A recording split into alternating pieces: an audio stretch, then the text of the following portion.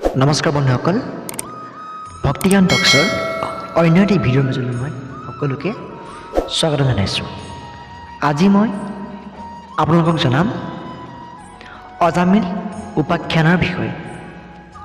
অজামিলে ইমান পাপ কাম কৰাৰ পিছতো কেনেকৈ অজামিলে মুক্তি লাভ কৰিছিল জানো আহকচোন।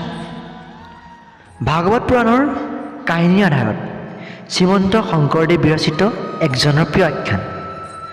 ভাগৱত পুৰাণৰ ষষ্ঠ কাণ্ডত বৰ্ণিত এক আখ্যানৰ মুখ্য চৰিত্ৰৰ নাম অজামিল।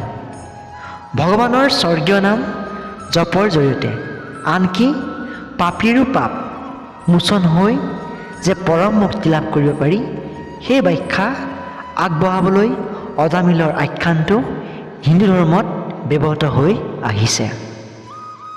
কোনো পাঠ্যপুথি বা আলোচনাত অজামিলৰ উপাখ্যানৰ ভাৱনি মানে হ'ল অজামিলৰ কাহিনীৰ মাজেৰে প্ৰদৰ্শিত আধ্যাত্মিক বা নৈতিক উপায়ৰ ব্যাখ্যা। অজামিলৰ কাহিনী হৈছে হিন্দু ধৰ্মৰ এটি অতি জনপ্ৰিয় আৰু শিক্ষাপদ কাহিনী, যিটো শ্ৰীমদ ভাগৱত পুৰাণৰ বিশেষকৈ ষষ্ঠ স্কন্ধত অন্তৰ্গত। এই কাহিনীটোৰ মূল বক্তব্য হ'ল ভগৱানৰ নামৰ মহিমা আৰু অন্তিম সময়ত হৰিনামৰ মাহাত্ম্য। অজামিল আছিল এজন ব্ৰাহ্মণ পুত্ৰ।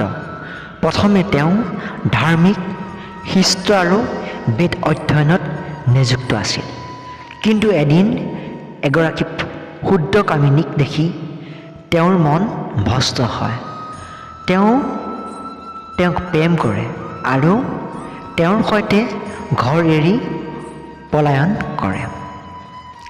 তাৰপিছত অজামিলে সম্পূৰ্ণৰূপে অধাৰ্মিক জীৱন গঢ়ি তোলে, যেনেকৈ চুৰি ডকাইতি আৰু মিছা কথা, জুৱা, মদ্যপান আৰু অন্যায় উপাৰ্জন, এইবোৰ কৰি তেওঁ জীৱন কটায়।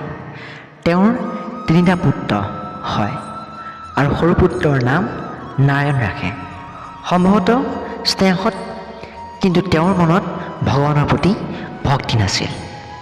মৃত্যুৰ সময়। অজামিলৰ বয়স বাঢ়ি অহাৰ লগে লগে এদিন তেওঁৰ মৃত্যুৰ সময় আহে আৰু তেওঁৰ ওচৰত থকা সৰু পুত্ৰ নাৰায়ণক দেখি তেওঁ মৃত্যু ভয়ত চিঞৰি উঠে, হে নাৰায়ণ, হে নাৰায়ণ। নামটো ভগৱান বিষ্ণুৰ নাম। যদিও অজামিলে নিজৰ পুত্ৰক মাতিছিল, কিন্তু তেওঁ নাৰায়ণ নাম উচ্চাৰণ কৰোঁতে ভগৱানৰ নাম লৈছিল। মৃত্যুৰ সময়ত যমদূত অৰ্থাৎ যমৰ ৰক্ষকসকল আহি অজামিলক লৈ যাবলৈ আহে, কিন্তু তেওঁ নাৰায়ণ নাম উচ্চাৰণ কৰাৰ লগে লগে বিষ্ণুৰ দূতসকল অৰ্থাৎ বৈষ্ণৱ দূত আকাশৰ পৰা অহা হয় আৰু যমদূতসকলক বাধা দিয়ে। যমদূতে কয়, ইটো মহাপাপী, ইয়াক নৰকলৈ নিব লাগিব।